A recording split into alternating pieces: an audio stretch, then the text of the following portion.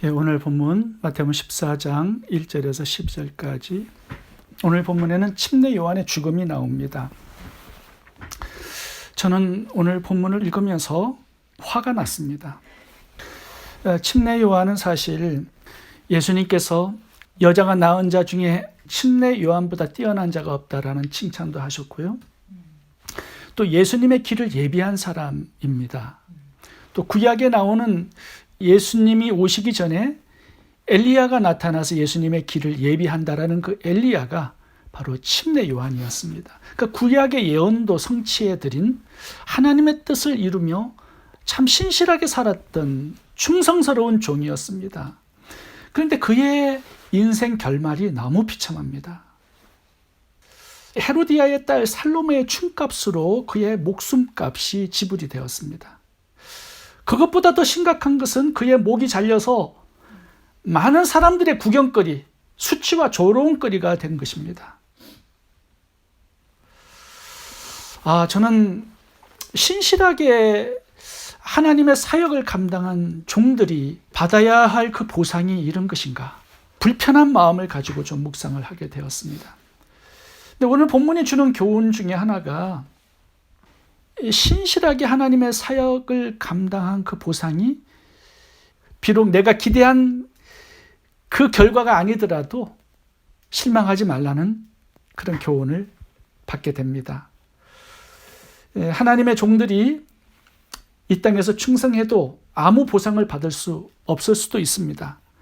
그리고 그 끝이 침례 요한처럼 비참한 죽음이 될 수도 있습니다.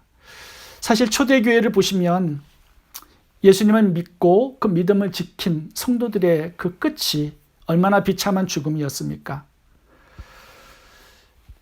예수님을 잘 믿어도 또 하나님의 사역에 충성하고 신실한 그런 종으로 사명을 감당해도 아무 보상을 받을 수 없을 수도 있습니다. 그래도 실망하지 말라는 그런 교훈을 오늘 생각해 보게 됩니다. 왜냐하면 하나님께서는 영원한 하늘나라에 하나님께서 주실 그 영광과 면류관을 준비해 놓고 기다리시기 때문이다. 저는 그렇게 생각해 보면서 위로를 받기를 원합니다. 오늘 헤롯왕의 이야기가 우리에게 중요한 교훈을 한 가지 주고 있는데 그 점을 같이 생각해 보고자 합니다. 이 헤롯왕은요, 하나님께서 굉장히 좀 긍휼히 여겨주셨던 것 같아요. 침례 요한을 그에게 붙여주셔서 하나님의 말씀을 계속 듣게 하셨습니다. 원래 이 헤롯 왕에게는 아내가 있었는데 자기의 동생 빌립이 헤로디아라는 아내를 얻어서 이제 결혼을 하게 되었습니다. 근데 자기 동생의 아내를 보니까 너무 이쁜 거예요. 보는 순간 그냥 맛이 가버렸습니다. 그래서 자기 아내를 쫓아내고 이 헤로디아를 강제로 빼앗아서 아내를 삼았습니다. 온 백성들이 그 사실을 알고 수근거렸지만 잘못 말을 했다가는 죽을 수도 있기 때문에 다들 시시하고 있었던 그런 상황이었습니다. 이때 침례 요한이 나타나서 헤롯 왕과 헤로디아의 이 결혼이 불의한 죄라는 것을 지적해 주었습니다. 그래서 괘씸죄로 이 헤롯 왕이 침례 요한을 잡아서 감옥에 가둔 것입니다. 그런데 이 헤롯과 헤로디아의 반응은 좀 차이가 있습니다. 헤로디아는 침례 요한을 원수로 여겨 죽이려고 했고요. 헤롯 왕은 침례 요한을 감옥에 가두어서 침례 요한의 메시지를 계속 들었습니다. 그리고 양심의 가책을 느끼고 근심하고 두려워했다라고 기록합니다.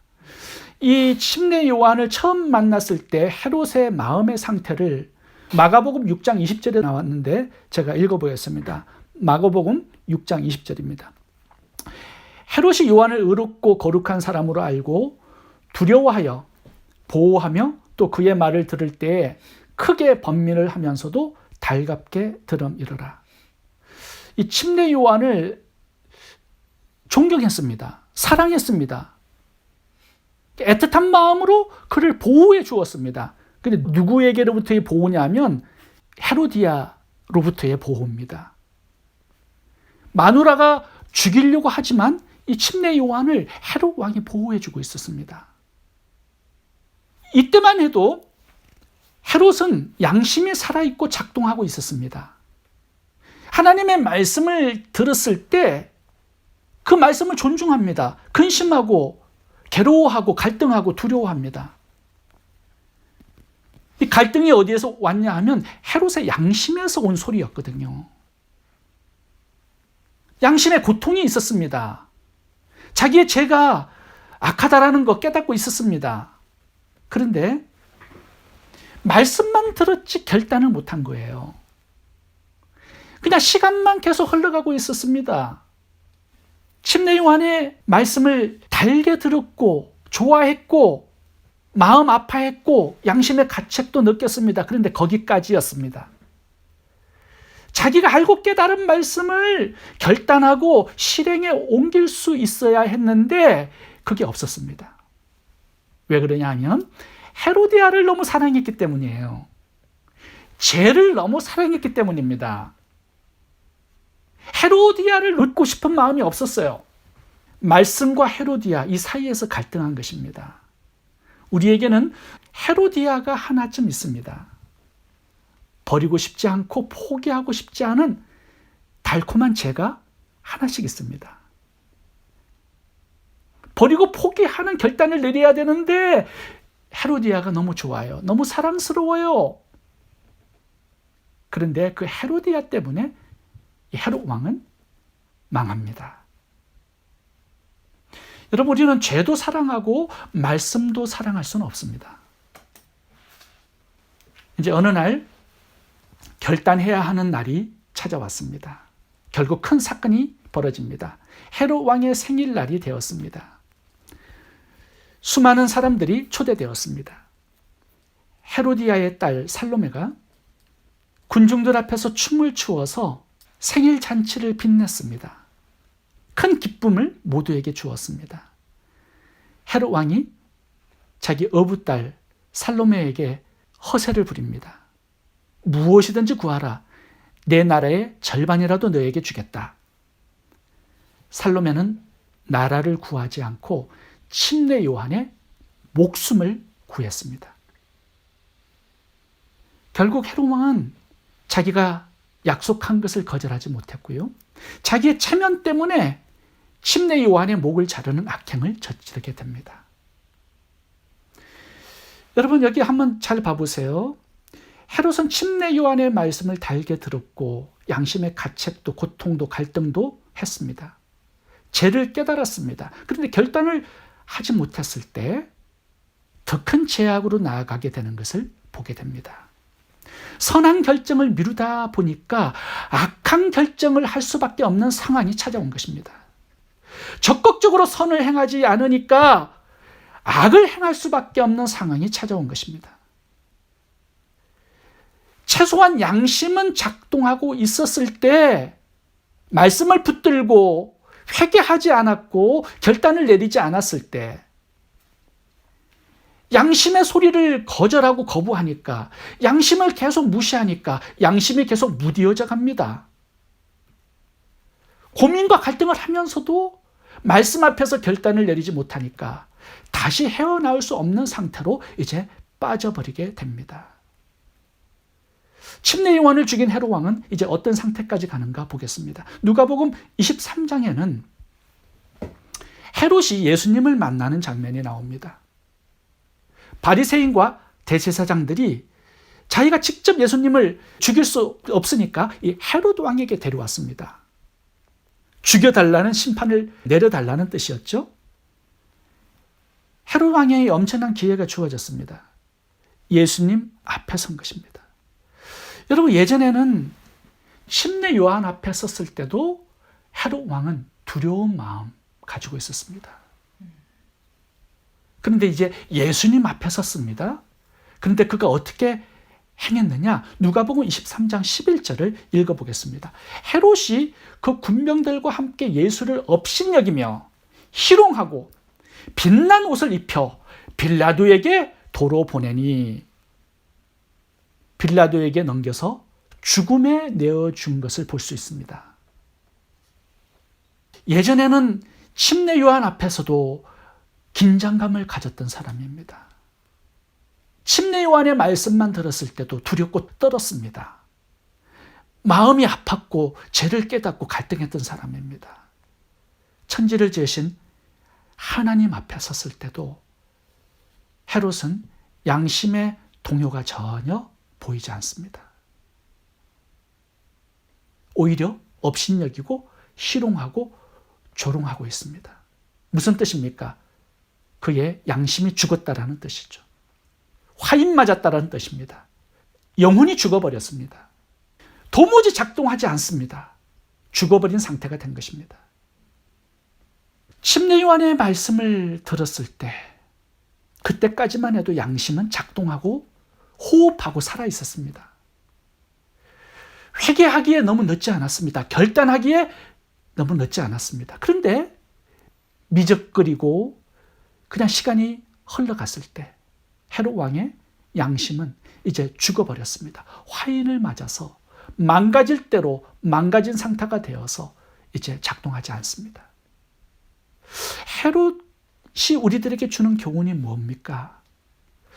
하나님의 말씀을 듣지만 아무 결단도 회개도 하지 않을 때 우리의 양심과 마음이 점점 무뎌져 가서 화인 맞게 되고 이제는 말씀에 전혀 반응할 수 없는 그런 상태까지 갈 수 있다는 교훈을 주고 있는 것입니다.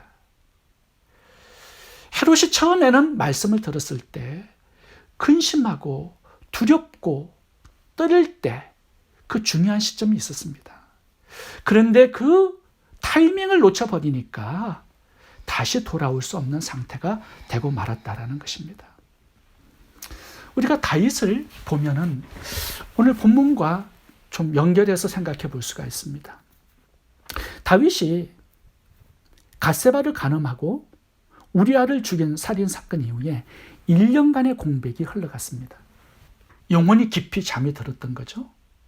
다윗은 원래 말씀을 무척 사랑했던 사람이고 하나님께 굉장히 예민했던 사람이었습니다. 양심의 소리를 듣고 민감하게 반응했던 그런 사람이었습니다. 그런데 양심이 죽어버렸어요. 1년 동안. 예전에는 하나님과 대화를 잘 나누었던 사람인데 이제는 나단 선지자가 찾아와야 회개할 수 있을 정도가 된 것입니다.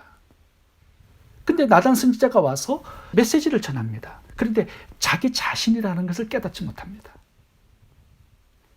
나단 선지자가 당신이 바로 그 죄를 지은 그 사람입니다. 이렇게 직언을 하자 비로소 자기가 지은 죄를 깨닫게 됩니다. 이제 이때가 참 중요한 시점이었죠. 왕이었기 때문에 헤롯 왕처럼 침례 요한의 목을 자르듯이 나단 선지자의 목을 자를 수 있습니다. 그런데 다윗 왕은 자신의 체면을 내려놓고 무릎을 꿇습니다. 하나님, 제가 잘못했습니다. 자기의 죄를 합리화시키지 않았습니다. 그리고 나중에 회개하겠다고 그 자리를 피하지 않았습니다. 말씀 앞에 섭니다. 자기의 죄 앞에 섭니다. 무릎을 꿇고 하나님께 용서를 구하죠. 그의 양심이 다시 살아납니다. 작동합니다. 호흡합니다. 숨을 쉽니다. 다시 한번 그의 영혼이 살아나는 전환점을 맞이하게 되었습니다. 베드로도 마찬가지예요. 닭 울음소리의 말씀이 생각나서 밖에 나가서 통곡합니다. 베드로는 다시 살아나죠. 그런데 가룟 유다를 봐보세요. 지속적으로 말씀을 들었습니다. 예수님과 3년 반 동안 동행했던 사람입니다. 그런데 말씀 앞에 결단하지 않습니다. 회개하지 않습니다. 그러니까 결국 그 양심과 마음이 화인 맞게 되고요. 귀신이 들어갑니다.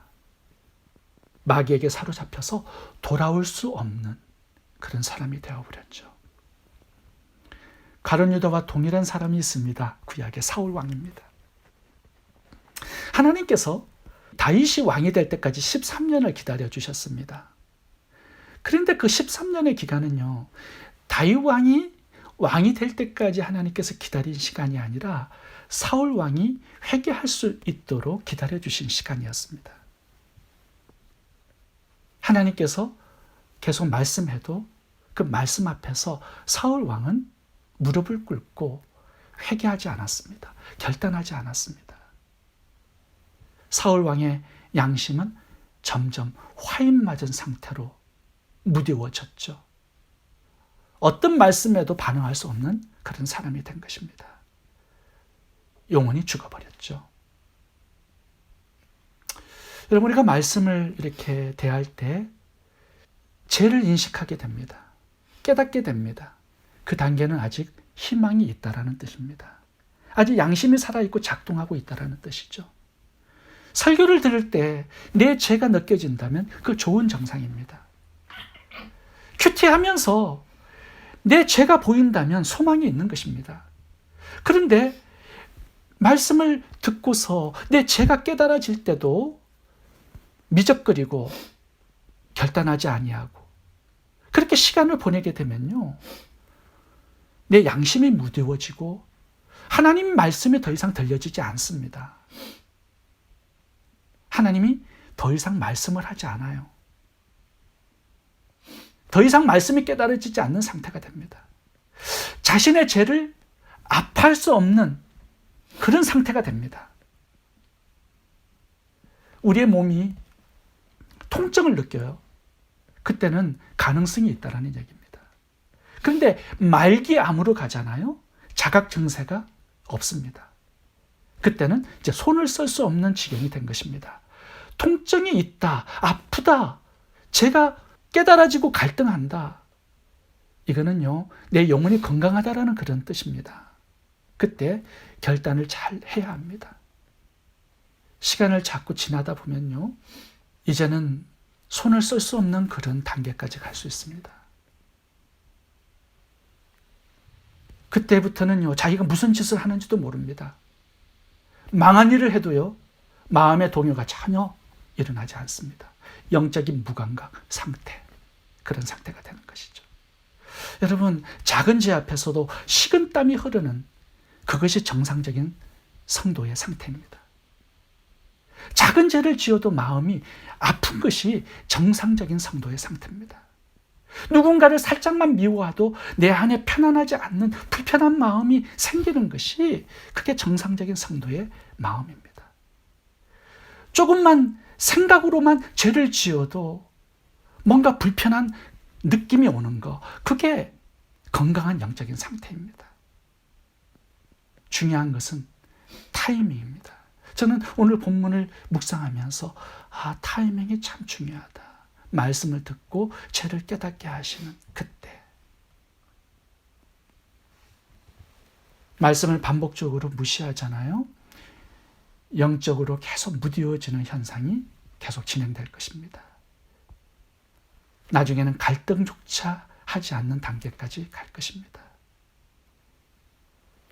나중에는 엄청난 죄를 짓는, 침례 요한의 목을 자르고 예수님을 죽음에 내어놓는 그런 죄의 당사자가 될 수 있다는 사실을 오늘 헤롯을 통해서 우리는 교훈을 얻게 됩니다. 우리가 매일 큐티를 하고 있죠. 그 말씀 가운데 자신의 영혼의 상태를 점검해 볼 수 있기를 바랍니다. 나는 말씀 앞에서 어떻게 반응을 하고 있는지, 헤롯처럼 죄에 결단하지 못하고 계속 말씀만 묵상하고 있지 않는지 한번 살펴볼 수 있기를 바랍니다.